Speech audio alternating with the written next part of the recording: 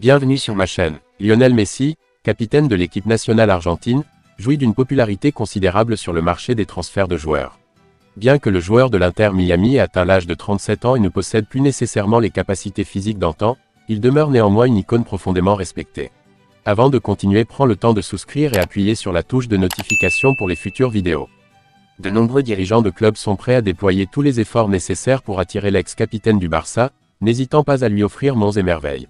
Anmar Al-Ahli, le président du club saoudien d'Al-Ittihad, a exprimé sa volonté de mettre à disposition tous les atouts nécessaires pour attirer Lionel Messi, dans l'hypothèse où ce dernier envisagerait de rejoindre son équipe. Si Messi désire rejoindre Al-Ittihad, je lui fournirai un document où il pourra inscrire la somme d'argent de son choix, accompagné d'un contrat stipulant la durée qu'il souhaite, même si cela doit être pour l'éternité.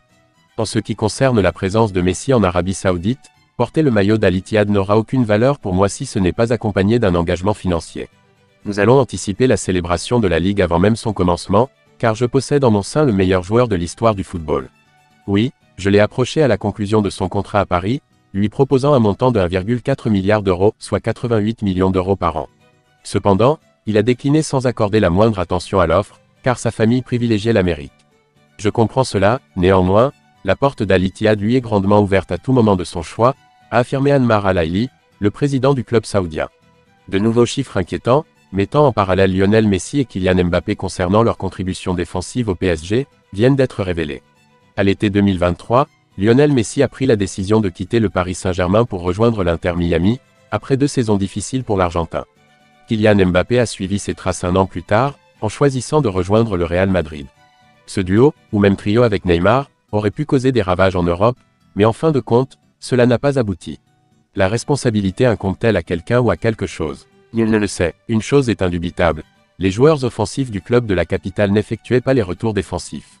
Et, contrairement à l'idée reçue, la Pulga a eu un rôle défensif plus prononcé que celui du capitaine de l'équipe de France.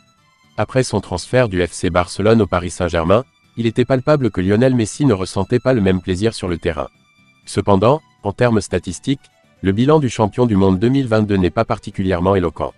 Et en défense, l'actuel ailier de l'Inter Miami a fourni plus d'efforts que Kylian Mbappé durant la saison 2022-2023.